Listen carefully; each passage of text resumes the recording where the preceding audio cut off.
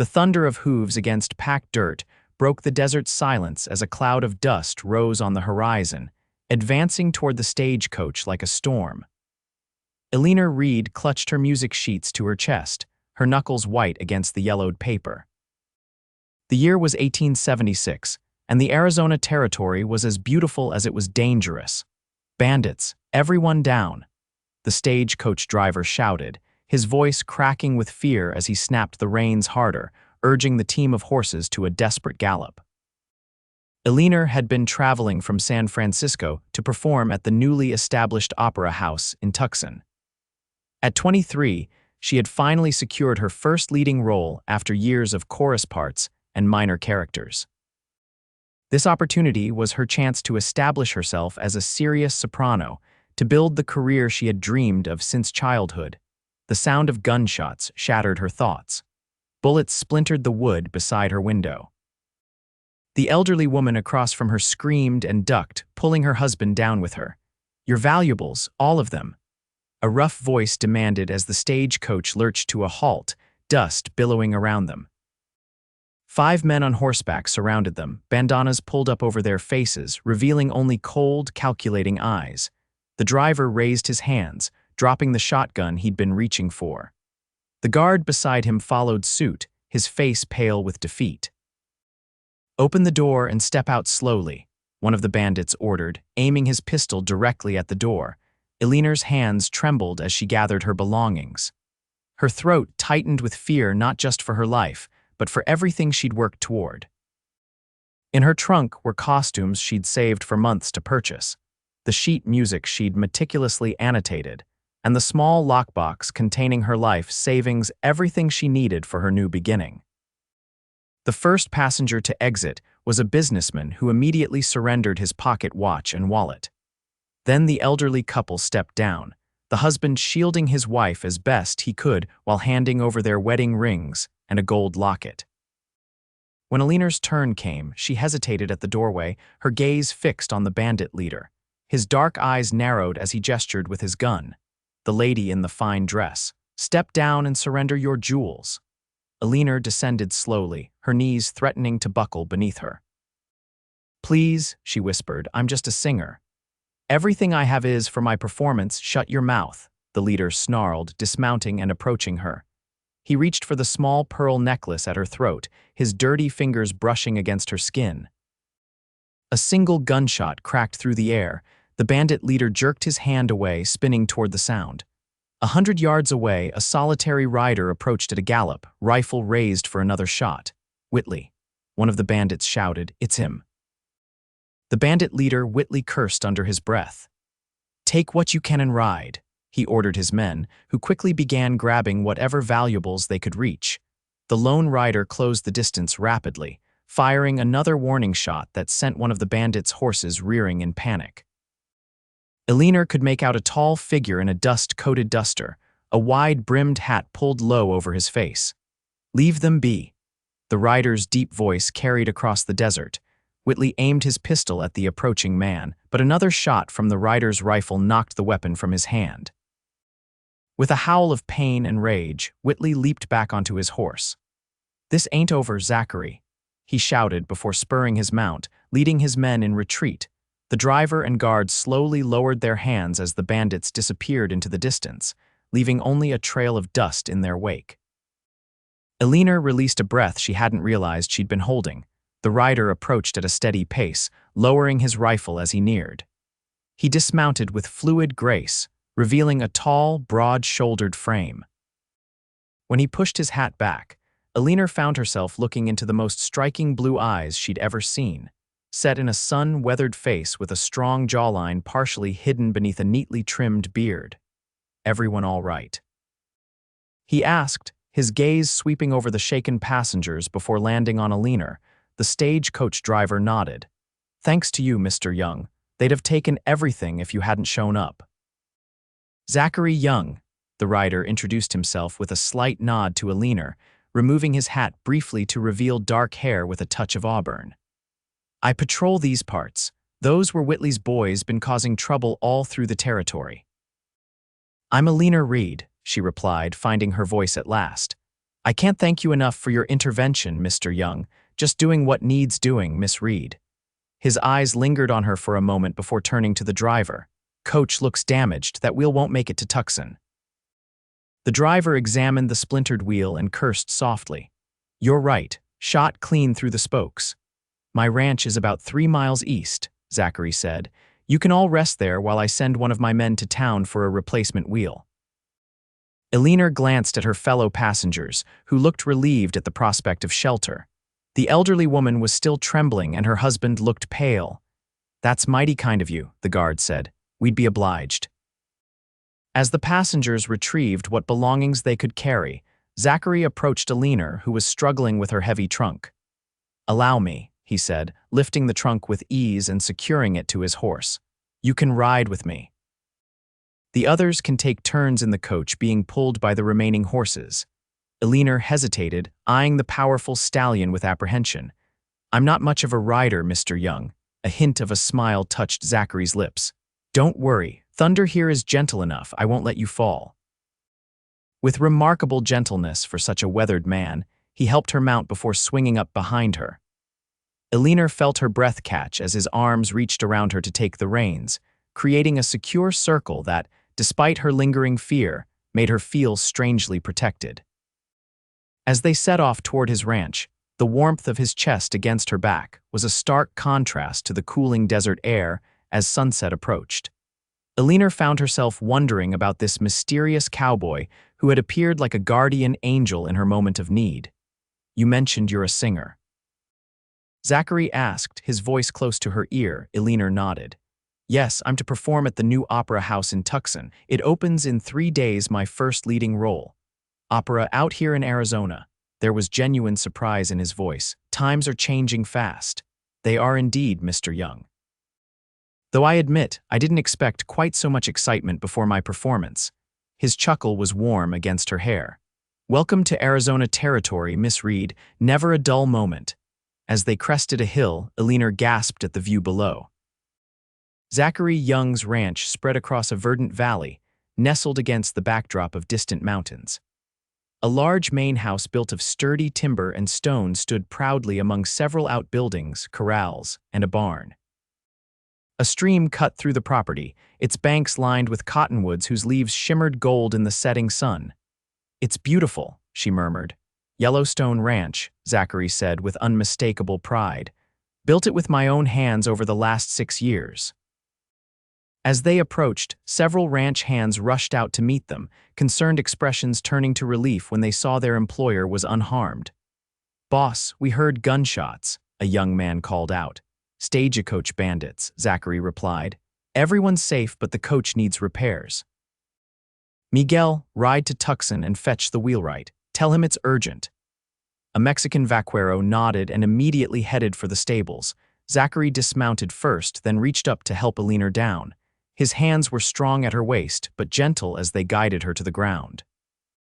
For a brief moment, they stood close enough that Eleanor could see flecks of gray in his blue eyes and a small scar above his right eyebrow. My housekeeper, Mrs. Holloway, will show you to a room where you can rest and freshen up, he said, stepping back. We'll have dinner ready shortly. True to his word, a plump, motherly woman with silver-streaked hair appeared on the porch, wiping her hands on her apron. Zachary Young, what trouble have you brought home this time? She called out, though her tone was affectionate. Stagecoach passengers in need of shelter, Mrs. Holloway. This is Miss Eleanor Reed. She's a singer bound for Tucson. Mrs. Holloway's face brightened. A singer? Oh my, we haven't had proper music here since Zachary's piano gathering dust in the parlor. Come in, dear, you look exhausted. As Eleanor followed Mrs. Holloway into the house, she glanced back to see Zachary speaking quietly with his men, his stance alert and commanding. The sun silhouetted his figure, and for a moment, he looked like something out of a dime novel, the quintessential Western hero. But there was something in his eyes when he'd spoken to her, something thoughtful, and perhaps a little wounded, that suggested depths beyond the simple cowboy archetype. The interior of the ranch house surprised Eleanor with its refinement. Though decidedly Western in style, the furniture was well crafted, the floors covered with beautiful Navajo rugs, and the walls adorned with a mixture of landscapes and what appeared to be family portraits. "The guest room is just this way, dear Mrs. Holloway said, leading Eleanor up a polished wooden staircase. "Mr. Young keeps several rooms ready for visitors, though we don't get many all the way out here." The room was simple but comfortable, with a large bed covered in a colorful quilt, a washstand with a porcelain basin, and a window overlooking the valley. "There's fresh water in the pitcher," Mrs. Holloway said. "Dinner will be in an hour."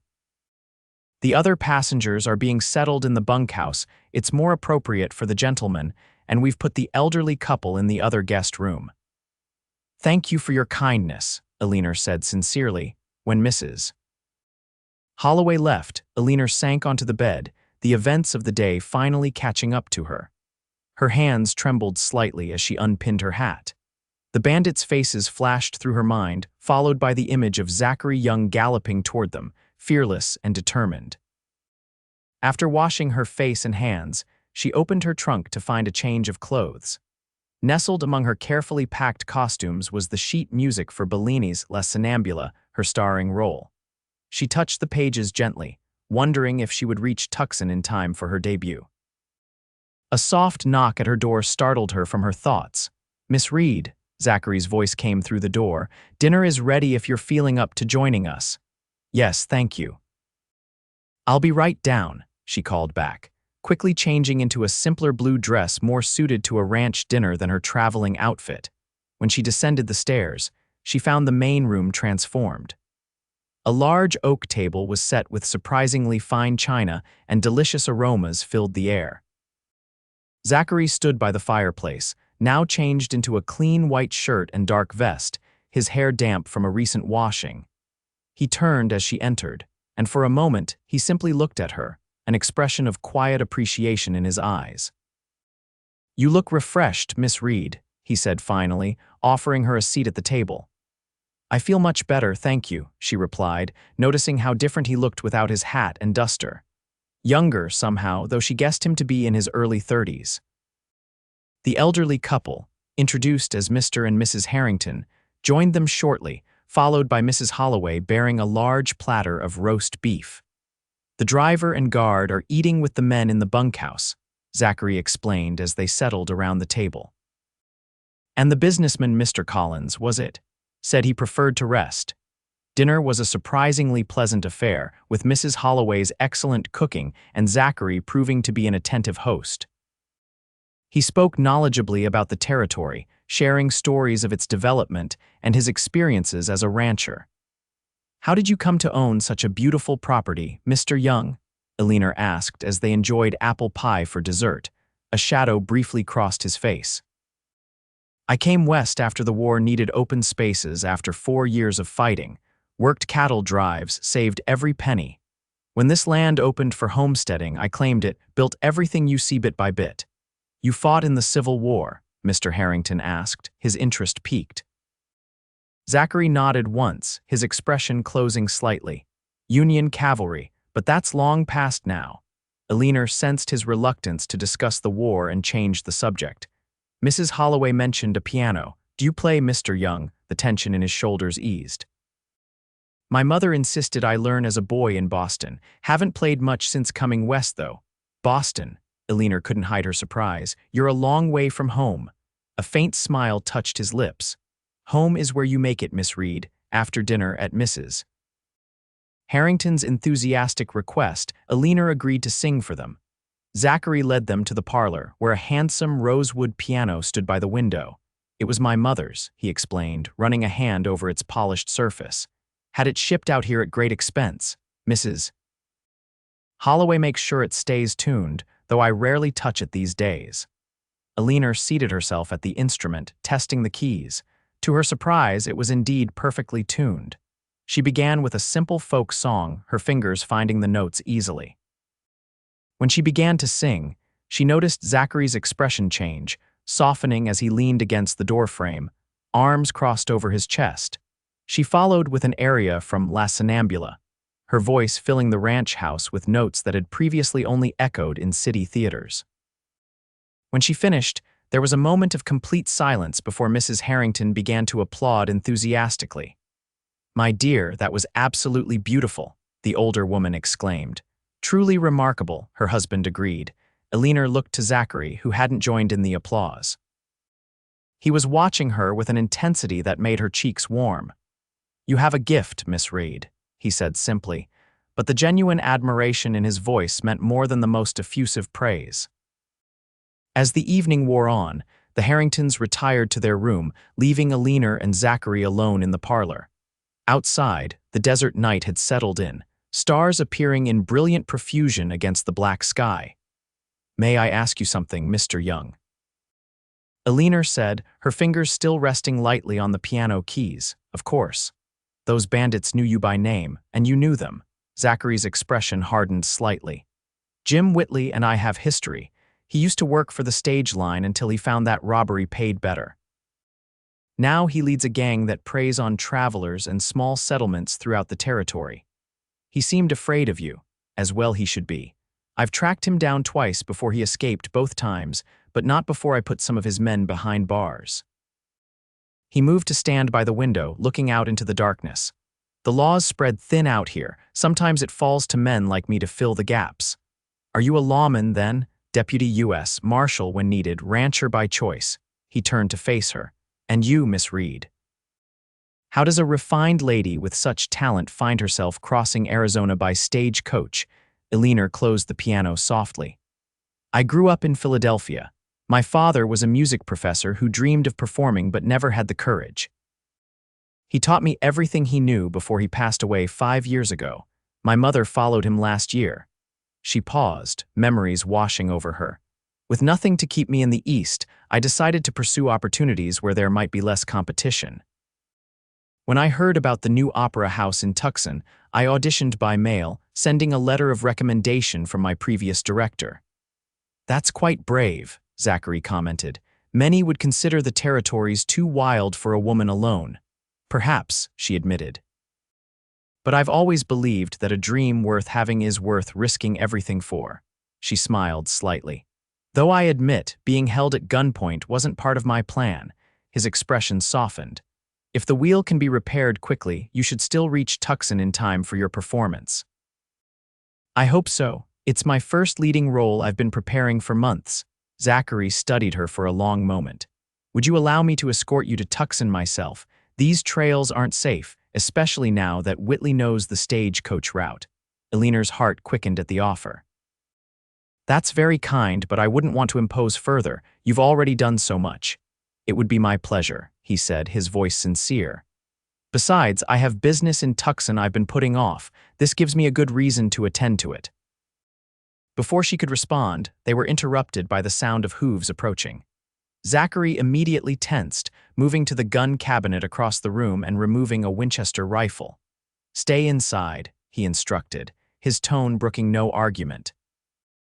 Eleanor watched through the window as he stepped onto the porch, rifle ready. Several riders approached the house, but her anxiety eased when she recognized Miguel, Zachary's ranch hand, among them. After a brief conversation, Zachary returned inside, his expression grim.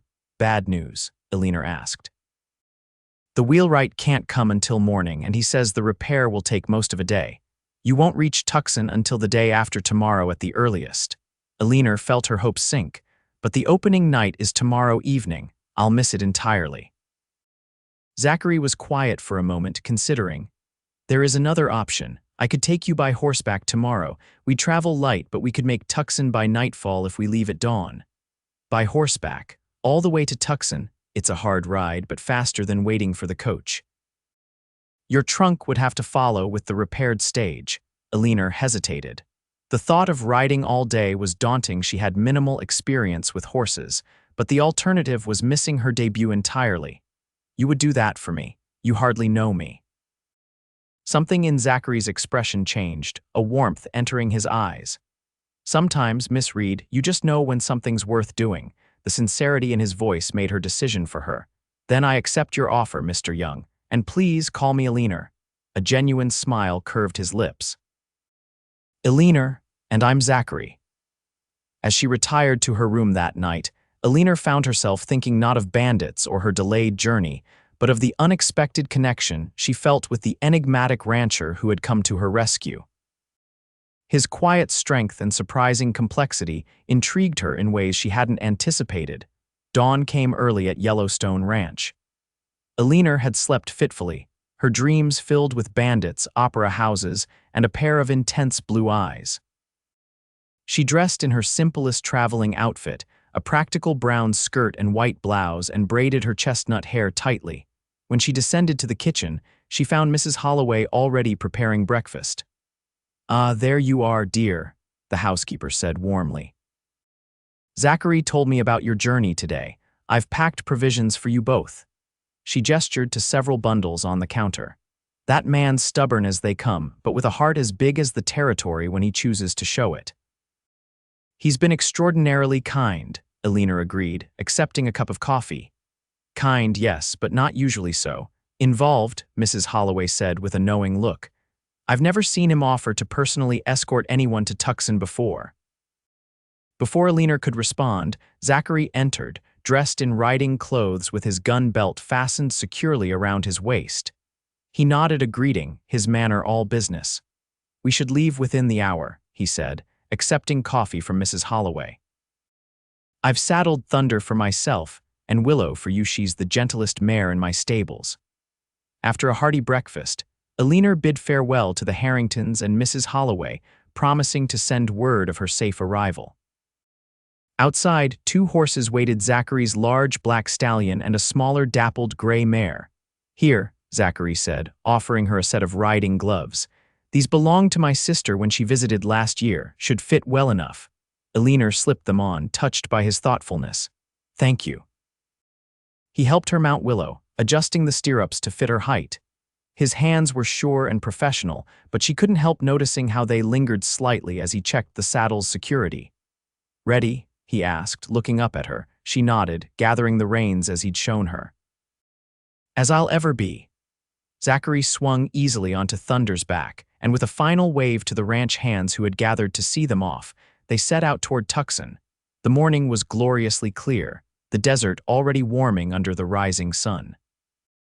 Eleanor found herself marveling at the landscape's stark beauty, the towering saguaro cacti standing like sentinels, the distant purple mountains, and the occasional burst of color from wildflowers clinging to life in the harsh terrain. Zachary proved to be an excellent guide, pointing out landmarks and sharing stories of the land. He kept their pace steady but not grueling, mindful of Eleanor's limited riding experience. "You're doing well," he commented after they'd been traveling for several hours. "Most city folk complain nonstop about saddle soreness by now," Eleanor laughed.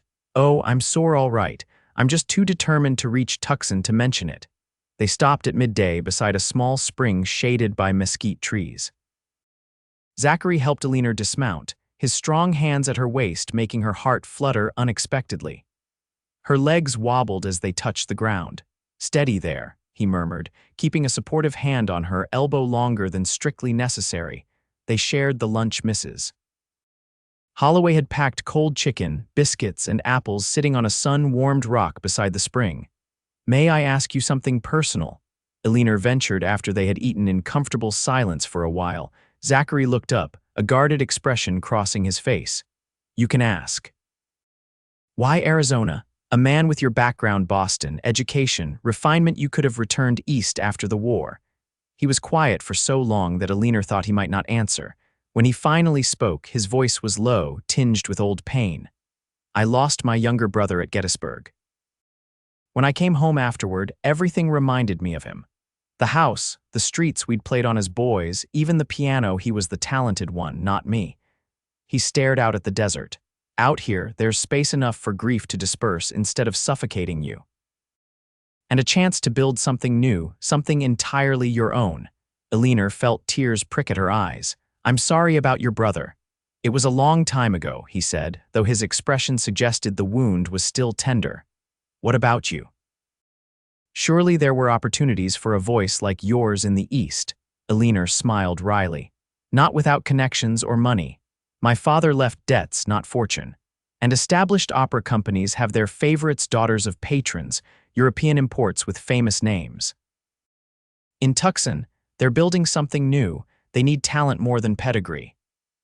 So we're both looking for places where we can be valued for what we do, not where we came from, Zachary observed. Their eyes met, and Eleanor felt a moment of perfect understanding pass between them.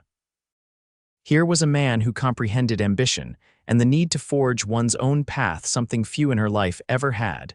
The moment was broken by the sound of a hawk's cry overhead. Zachary stood, offering his hand to help her up. We should keep moving. I want to reach the Silver Creek crossing before the afternoon heat peaks. As they continued their journey, Eleanor found herself watching Zachary, the confident way he sat his horse, how his eyes constantly scanned the horizon, the gentle manner in which he checked on her well-being without being patronizing. He was unlike any man she'd met before, a complex mixture of frontier ruggedness and eastern refinement, of commanding strength and unexpected sensitivity. They had been riding for another hour when Zachary suddenly raised his hand, signaling a stop.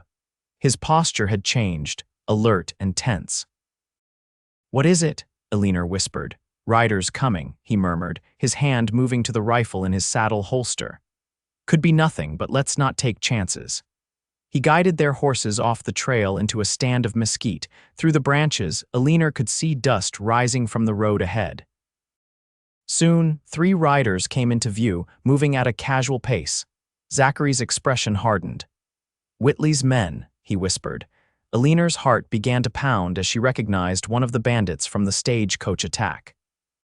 They waited in silence as the riders passed, apparently unaware of their presence.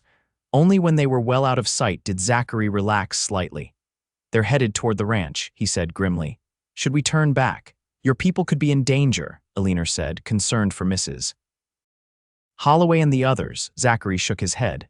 "My men are well armed and vigilant, especially after yesterday. The ranch house is practically a fortress, but this confirms Whitley is still in the area." He studied her face. "We can still turn back if you're afraid." "No," Eleanor said firmly. "I came west to perform, not to hide. Besides, I trust you to see me safely to Tucson." Something like admiration flickered in his eyes. "Then we'll continue, but we'll avoid the main trail. It might add an hour to our journey, but it's safer." The alternate route took them through rougher terrain, rocky outcroppings, and dry washes that required careful navigation. Eleanor's respect for Zachary grew as she watched him read the land, finding safe passages where she saw only obstacles. As the afternoon wore on, the heat became intense. Eleanor's throat was parched despite regular sips from her canteen, and her muscles ached from hours in the saddle. Just when she thought she couldn't endure much more, Zachary pointed ahead to a line of verdant growth cutting through the desert. "Silver Creek," he announced. "We'll rest there before the final push to Tucson." The creek was a revelation, a ribbon of life in the arid landscape, with cottonwoods and willows creating a cool sanctuary from the relentless sun. Zachary helped Eleanor dismount, this time catching her when her legs gave way entirely. "I'm sorry," she gasped, embarrassed to find herself essentially in his arms. "Don't apologize," he said, his voice gentle. "You've ridden better than most men I know on their first long journey." He settled her in the shade before tending to the horses, removing their saddles and leading them to drink from the clear water. Eleanor watched him move with practiced efficiency, speaking softly to the animals as he rubbed them down with handfuls of grass. When he joined her in the shade, he brought a damp handkerchief. "For your face," he explained. "The desert dust gets everywhere." Eleanor accepted it gratefully, the cool cloth heavenly against her heated skin. "How much farther to Tucson?" "About 3 hours' ride." "We'll reach it just after sunset if we leave within the hour." She nodded, then winced as a muscle in her back spasmed from the unaccustomed activity. Zachary noticed immediately. "You're in pain." "It's nothing," she tried to assure him, "just stiffness from riding." "Turn a bit," he instructed, his tone leaving no room for argument. When she hesitantly complied, his strong hands found her shoulders, working with surprising gentleness to release the tension. Eleanor closed her eyes, momentarily forgetting propriety in the blessed relief his touch provided. "Where did you learn to do that?" "Cavalry," he answered simply. "You learn how to deal with riding pains or you don't survive long campaigns." His hands moved down her upper back, careful to remain appropriate but effective in easing her discomfort. Eleanor was acutely aware of his closeness, of the faint scent of leather and clean sweat that clung to him, of how easily she had come to trust this man she'd known for barely a day. When he finally withdrew his hands, she felt oddly bereft. "Thank you," she said, turning to face him. That helped immensely. He was closer than she'd realized, his blue eyes studying her with an intensity that made her breath catch. For a moment, she thought he might say something personal, perhaps even lean closer, but instead he cleared his throat and moved back. "We should prepare to leave," he said, his voice slightly rougher than before. "Can you ride a bit longer?" Eleanor nodded, gathering her resolve. "Yes, I'm determined to reach Tucson tonight." They remounted with renewed purpose, Zachary again helping Eleanor into the saddle, his hands strong and sure at her waist. As they set out from the creek, the landscape began to change, subtly more vegetation, occasional signs of human presence, and finally, as the sun began its descent toward the horizon, the distant outlines of buildings. "Tucson," Zachary announced, pointing toward the growing settlement ahead. Eleanor felt a surge of excitement mixed with an unexpected touch of regret. Their journey was ending, and with it, the strange intimacy that had developed between them over the long hours of travel. As they rode into town, the streets were busy with evening activity. Shops were closing, saloons were filling, and Eleanor could see the newly constructed opera house standing proudly at the far end of the main street, its facade more elegant than the surrounding buildings. Zachary guided them to a respectable hotel near the opera house. "The Desert Rose," he explained. "Owned by a friend of mine. He'll make sure you're properly looked after." The hotel owner, a jovial man named Henry Blackwell, greeted Zachary like an old friend before turning his attention to Eleanor. "Miss Reed, we've been worried about you. Word reached us that your stagecoach was delayed. It was attacked by bandits," Eleanor explained. "Mr. Young not only drove them off but personally escorted me to ensure I'd arrive in time for tomorrow's performance." Mr. Blackwell raised his eyebrows, giving Zachary an appraising look. "Did he now? That's unusually gallant, even for our Zachary." Zachary shifted uncomfortably. "Eleanor, Miss Reed has had a long journey. She needs rest and refreshment." Of course," Mr. Blackwell signaled to a porter. "Our finest room is prepared for you, Miss Reed. The opera company has been asking after you hourly. Shall I send word of your arrival?" "Please," Eleanor said gratefully. "And could you arrange for a bath to be prepared? I'm afraid I'm quite travel-worn." "Immediately, my dear." As the porter took her small traveling bag, Eleanor turned to Zachary, suddenly reluctant to part from him. "I can't thank you enough for everything you've done." His expression softened. "It was my honor. Will you?" She hesitated, then gathered her courage. "Will you attend the performance tomorrow night?" Something like pleasure flashed in his eyes. "I wouldn't miss it. I've never heard La Sonnambula performed in Arizona before." She smiled, touched that he remembered the opera she'd be performing. "Then I shall dedicate my performance to you, my rescuer, twice over." A slight flush colored his tanned cheeks. "That's not necessary." "Nevertheless," she insisted, impulsively reaching out to touch his arm. "I meant what I said earlier. I trust you, Zachary Young. Few people in my life have earned that." His hand covered hers briefly, warm and reassuring. "Get some rest, Eleanor. Tomorrow is your big day." With a final nod, he turned and left, his tall figure cutting through the hotel lobby with natural authority. Eleanor watched him go, aware of a hollow feeling in her chest that had nothing to do with exhaustion. The next day passed in a whirlwind of activity. Eleanor's trunk arrived mid-morning, delivered by a courier from Yellowstone Ranch. She spent hours rehearsing with the orchestra, relieved to find them better than she had dared hope for a frontier company. The opera house itself was a revelation, smaller than Eastern theaters but beautifully appointed, with excellent acoustics that made her voice soar. The director, a passionate Italian named Vincenzo Morti, was beside himself with relief at her arrival. "We feared you lost to bandits, Miss Reed. What drama, what peril, almost as exciting as the opera itself." As evening approached, Eleanor prepared in her dressing room, donning the elaborate costume of Amina, the sleepwalking maiden of Bellini's masterpiece. Her mind, however, kept returning to Zachary. Would he truly come? And why did his presence matter so much to her? When the overture began, Eleanor peeked through the curtain. The house was surprisingly full, Tucson citizens dressed in their finest, eager for culture in their growing town. Her eyes scanned the audience until she found him sitting in the third row, looking somewhat uncomfortable in a dark suit that accentuated his broad shoulders, his usually wind-blown hair neatly combed. The sight of him gave her courage. When she stepped onto the stage for her first aria, she sang with all the emotion that had built within her over the past 2 days, the fear of the bandit attack, the wonder of the desert journey, and the growing feelings for the man who had rescued her in more ways than he knew. Her performance was transcendent. Even as she remained true to the role of Amina, Eleanor found herself infusing the character with her own recent experiences. When she sang of love and loss, of trust betrayed and redeemed, she felt as though she were telling her own story, or perhaps the story that was just beginning to unfold between her and Zachary. During the famous sleepwalking scene, she glanced briefly toward where he sat.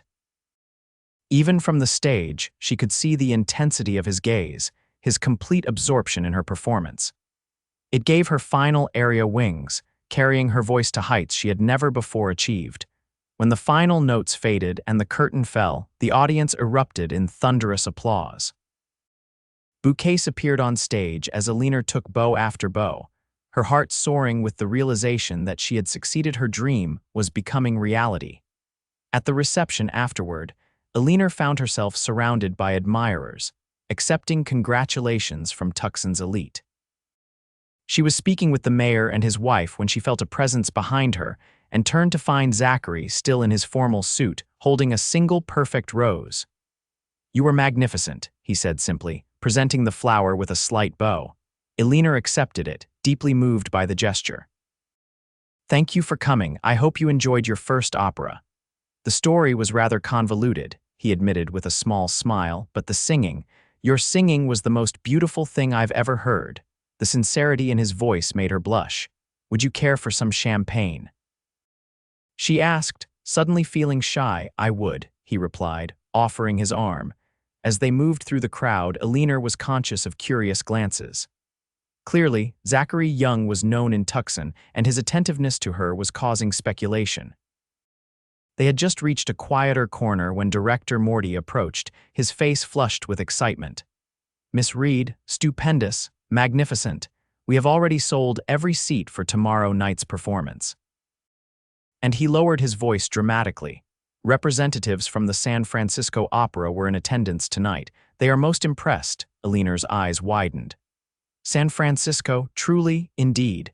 They are expanding their company and seeking new talent. They wish to speak with you tomorrow about a possible engagement for their winter season." As Morty hurried away to greet other guests, Eleanor turned to Zachary, her excitement dimming as she saw the carefully neutral expression that had settled over his features. "San Francisco," he said quietly, "that would be quite an opportunity for you." "Yes," she agreed, suddenly uncertain. "It would be." An awkward silence fell between them, filled with unspoken possibilities and constraints. Eleanor searched for words to bridge the growing gap, but before she could speak, they were interrupted by a commotion at the entrance to the reception hall. All heads turned as 3 men burst in, led by a town marshal. One of the men, Eleanor realized with a shock, was Jim Whitley, the bandit leader who had attacked her stagecoach. His hands were bound behind him, his face bruised and defiant. "Ladies and gentlemen, pardon the interruption," the marshal announced. "I thought Mr. Young would want to know that we've apprehended Whitley and his gang thanks to the information his ranch hands provided." Zachary stepped forward, his posture instantly alert. "All of them, all 7, the marshal confirmed proudly. "Caught them trying to rob the bank in Benson. They'll stand trial next week." Whitley spat on the floor. "This ain't over, Zachary. You think you're so righteous, but you're just playing lawman to ease your conscience about what happened during the war." Zachary's expression hardened. "Take him away, Marshal. The good people of Tucson deserve better than to have their evening ruined by his presence." As the lawman led the prisoners out, murmurs rippled through the crowd. Eleanor moved to Zachary's side, concerned by the sudden tension in his jaw. "Are you all right?" she asked softly. He nodded once, his eyes still on the doorway where Whitley had disappeared. "I'm fine. Whitley and I have history that goes beyond Arizona." He turned to her, his expression softening.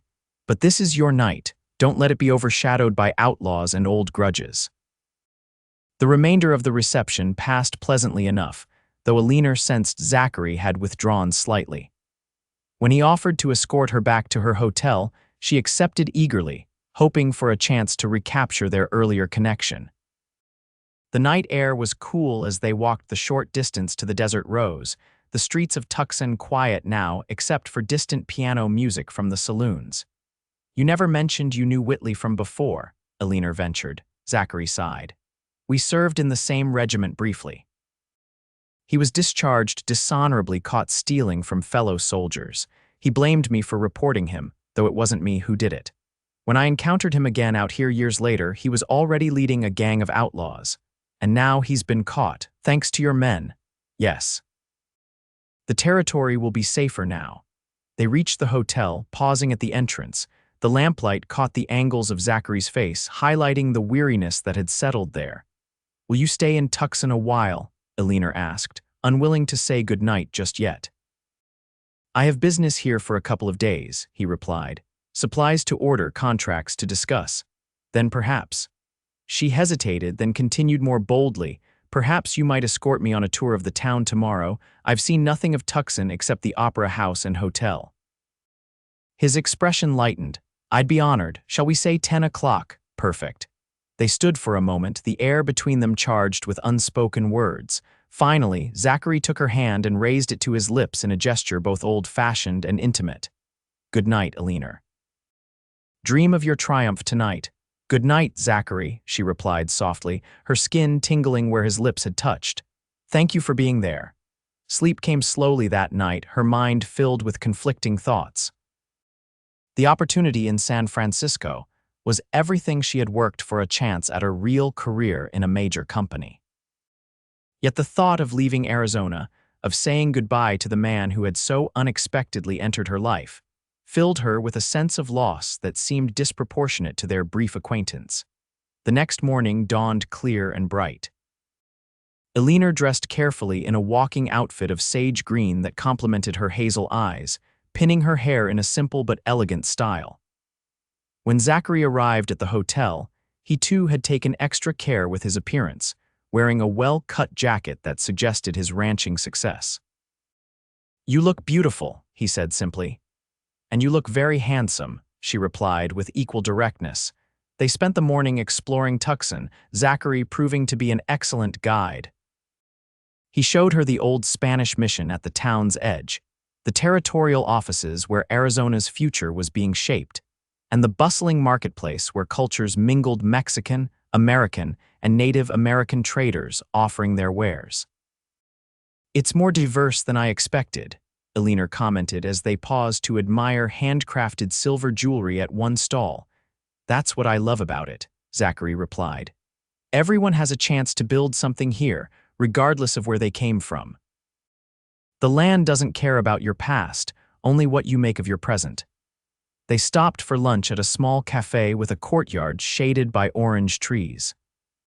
As they enjoyed a simple meal of tamales and fresh fruit, their conversation flowed easily, touching on books they'd both read, music they enjoyed, and dreams they harbored. "What about you?" Eleanor asked after describing her hope of someday performing in Europe. "What dreams are you still chasing, Zachary Young?" He considered the question seriously. "For years, it was just about building the ranch, making it successful. Now that it is." He paused, seeming to search for words. "I suppose I'm looking for something more personal. A reason beyond work to wake up each morning." Their eyes met across the table, and Eleanor felt her heart quicken at the unspoken implication in his words. Before she could respond, however, a well-dressed gentleman approached their table. "Miss Reed, pardon the interruption. I'm Howard Fleming from the San Francisco Opera Company. Director Morty said I might find you here." Eleanor gathered her composure, making introductions. Fleming pulled up a chair at Zachary's invitation, though Eleanor noticed the cowboy's expression had grown reserved again. Miss Reed, your performance last night was exceptional, Fleming said enthusiastically. We believe you would be a tremendous addition to our company. We're prepared to offer you a contract for the winter season, with the possibility of extension if audiences respond well, which I have no doubt they will. Eleanor felt a rush of professional satisfaction. That's very flattering, Mr. Fleming. We'd need you in San Francisco by the end of September for rehearsals. The season opens in October. The salary is quite generous, he added, naming a sum that made Eleanor's eyes widen slightly. It was more than she had earned in the past 2 years combined. That's very generous indeed, she managed. We'll need your answer before we leave Tucson tomorrow, Fleming continued. Here's the contract for your review. He placed a document on the table before standing. I'll call on you at your hotel this evening after your performance. When Fleming departed, a heavy silence fell between Eleanor and Zachary. Finally, she looked up at him, finding his expression carefully neutral. Congratulations, he said quietly. It's a remarkable opportunity. Yes, she agreed, her voice less enthusiastic than it should have been. It is. You should take it, he continued, his tone even. San Francisco is where someone with your talent belongs. Eleanor felt a flicker of frustration. Is that what you truly think, that I belong far away from here? Zachary sighed, running a hand through his hair. What I think doesn't matter. This is what you came west for, isn't it? A chance to advance your career, it was, she acknowledged. But things change, people change. In 2 days. His smile was sad. That's hardly enough time to base life decisions on. Sometimes you just know when something's worth doing. She echoed his words from the ranch, her eyes holding his steadily. Color rose in his cheeks. Eleanor. He began, then stopped, visibly struggling with himself. I'm not a man who believes in standing in the way of someone's dreams. I would never ask you to give up an opportunity like this. I'm not asking you to ask, she said softly. I'm saying that perhaps my dreams have expanded to include possibilities I hadn't considered before. Hope flickered in his eyes, quickly suppressed. You have another performance tonight. And a contract to review. Perhaps we should continue this conversation after you've had time to consider everything carefully. Though frustrated by his cautious response, Eleanor recognized the wisdom in his words. You're right. Will you attend again tonight? Wild horses couldn't keep me away, he promised, his expression warming. They finished their lunch and continued their tour of Tucson, but a subtle tension had entered their interaction. When Zachary escorted her back to the hotel so she could rest before her performance, their parting was cordial but restrained. Until tonight, he said, tipping his hat. Eleanor watched him walk away, the contract from the San Francisco Opera feeling heavy in her reticule. That evening's performance was even more successful than the first. The house was packed beyond capacity, with standing room only at the back. Eleanor sang with her whole heart, pouring her conflicted emotions into Amina's journey. When she looked for Zachary during her bows, however, his seat was empty. Disappointed and confused, she went through the motions at the reception afterward, accepting compliments mechanically while her eyes constantly searched the room. Howard Fleming approached with a champagne toast, eager to discuss her decision. Have you reviewed the contract, Miss Reed? It's quite straightforward, generous terms, first-class travel arrangements to San Francisco, accommodations provided for the first month while you settle in. It's very generous, Eleanor agreed, still distracted, but I haven't made my final decision. Fleming's smile faltered slightly. May I ask what's holding you back? This is the opportunity of a lifetime for an artist of your caliber. Before she could respond, a commotion at the entrance drew everyone's attention. Zachary strode in, still in his formal attire but looking disheveled, a smudge of soot on his cheek and his sleeve torn. Zachary, Eleanor exclaimed, hurrying to his side. What happened? Fire at the livery, he explained, his voice hoarse from smoke. Started in the hay storage. We managed to get all the horses out and contain it before it spread to other buildings.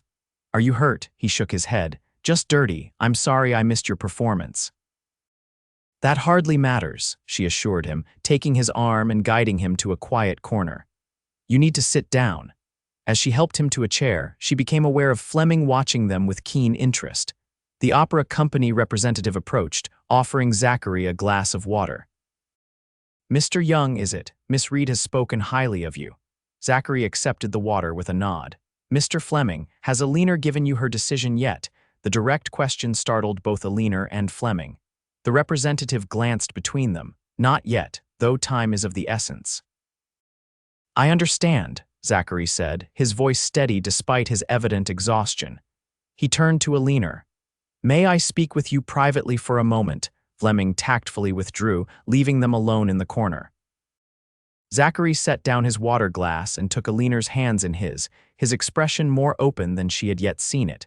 "Eleanor, I've been thinking about our conversation earlier, about dreams changing." His thumbs traced gentle circles on her palms. "I want you to know that whatever you decide, I support you. But before you make your choice, I need to tell you something." Her heart pounded as she waited. "In just 2 days, you've awakened something in me I thought was long buried, the capacity to care deeply for someone, to envision a future beyond my ranch and my solitary existence." His blue eyes held hers intently. "I'm not asking you to give up San Francisco. But I am asking if you might consider a compromise." "What sort of compromise?" she asked, hardly daring to hope. "The opera season runs through winter, yes. What if you accepted their offer but returned to Arizona afterward? Tucson is growing rapidly, there will be more performances, more opportunities here, and Yellowstone Ranch is only a day's journey away." Eleanor's eyes widened as she considered the possibility. "You would wait for me." "I would," he said simply. "These past months I've been thinking of expanding my business interests to Tucson anyway. I could spend more time here, be present for your performances when possible, and when you're between engagements. I could be at Yellowstone," she finished, a smile blooming on her face. "It would mean a great deal of travel, a divided existence for a time." "Yes," he acknowledged. "I won't pretend it would be easy, but nothing worthwhile ever is." He paused, then continued more softly. "I don't want to be the reason you turn down the opportunity of a lifetime. But I also don't want to lose you just when I've found you."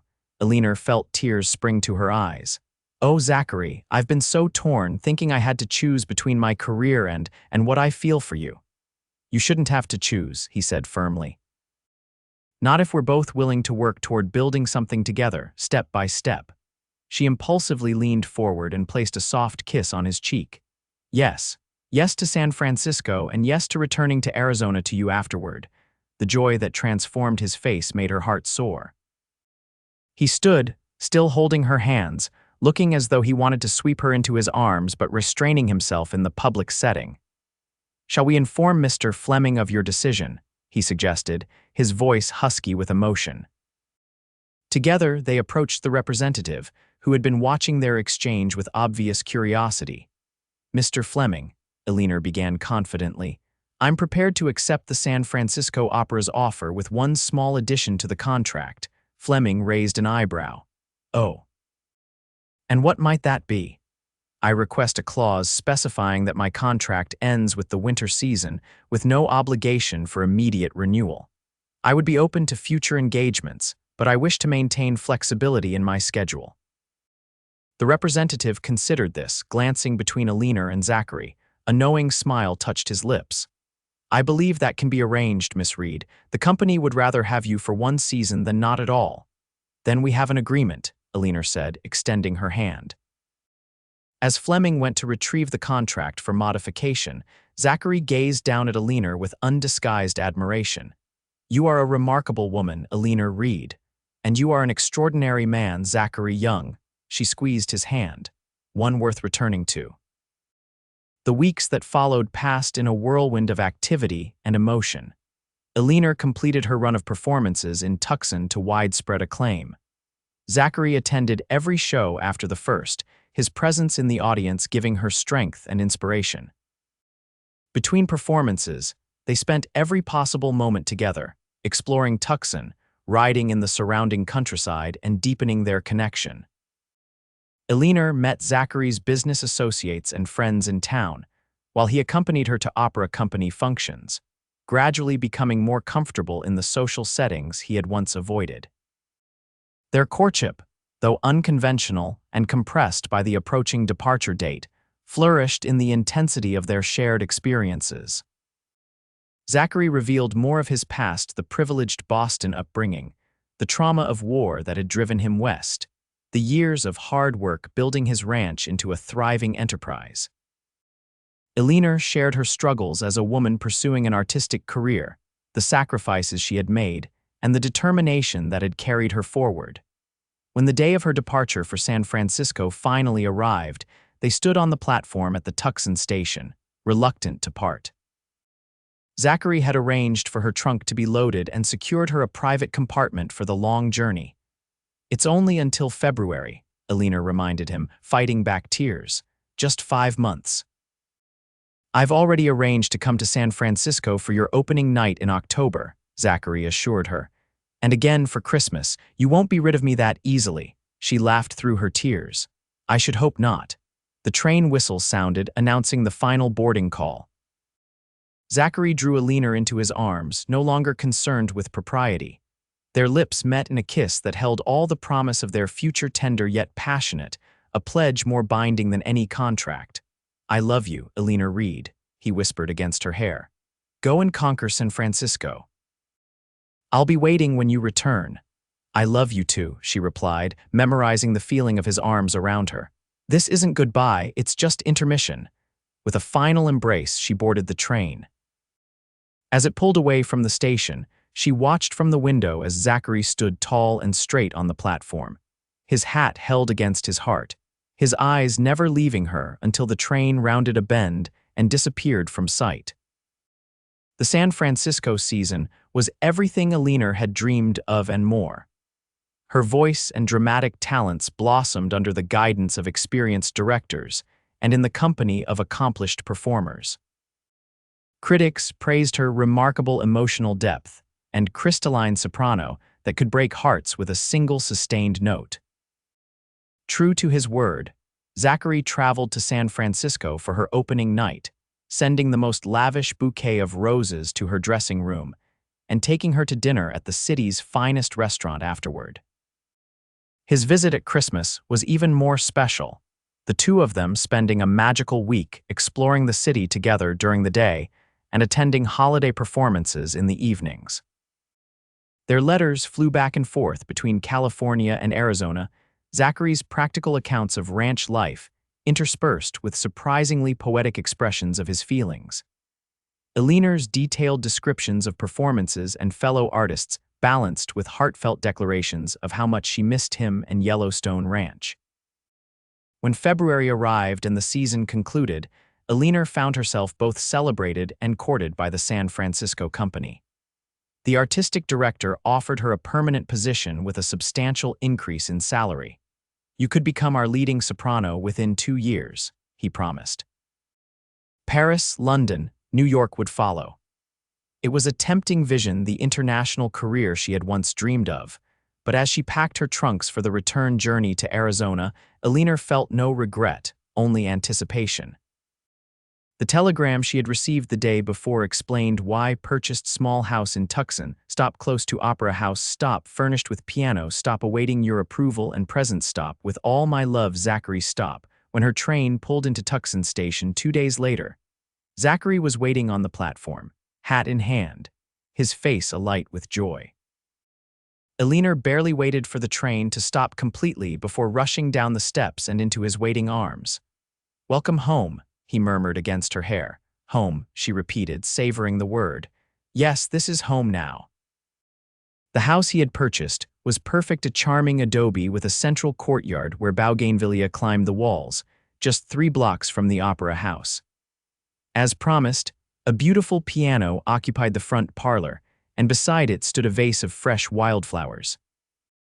"I have something for you," Zachary said that evening as they sat in the courtyard, watching the sunset paint the desert sky in shades of gold and crimson. From his pocket, he withdrew a small box.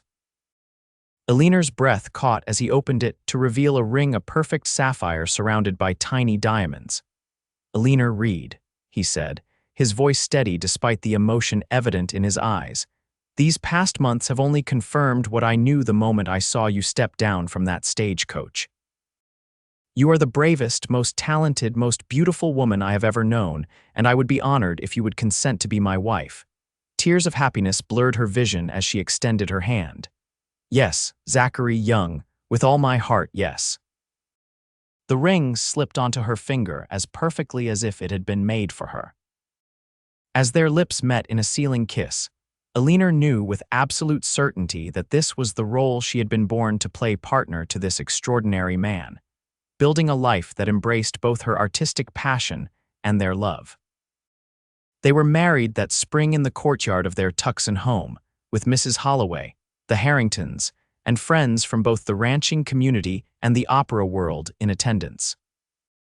Eleanor wore a gown of ivory silk with delicate lace at the collar and cuffs, carrying a bouquet of desert wildflowers.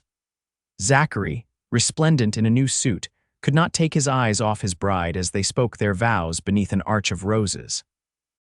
Their life together unfolded like a well-crafted duet, two distinct melodies harmonizing perfectly.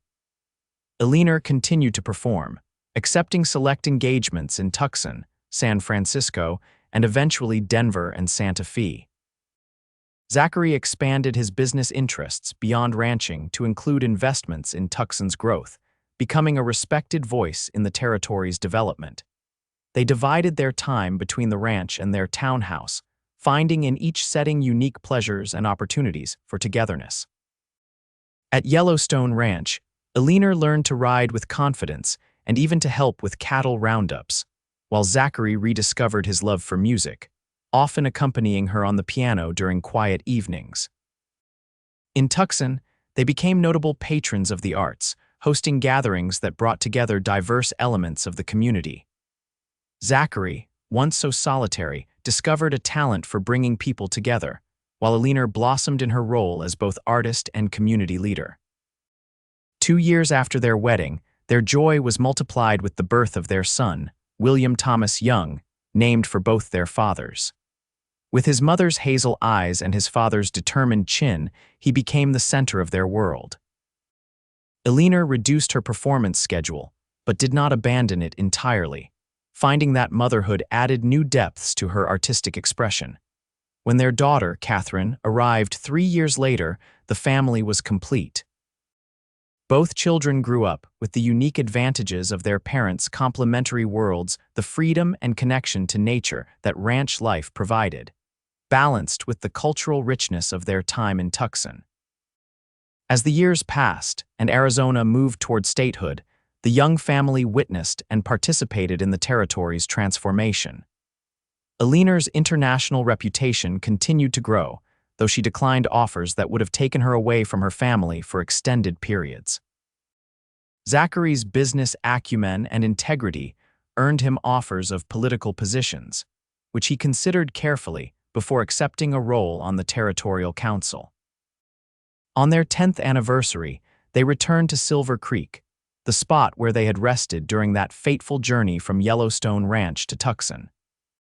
They arrived on horseback, Eleanor now as accomplished a rider as her husband, and spread a picnic beneath the same cottonwood trees that had sheltered them a decade before. "Do you ever regret it?"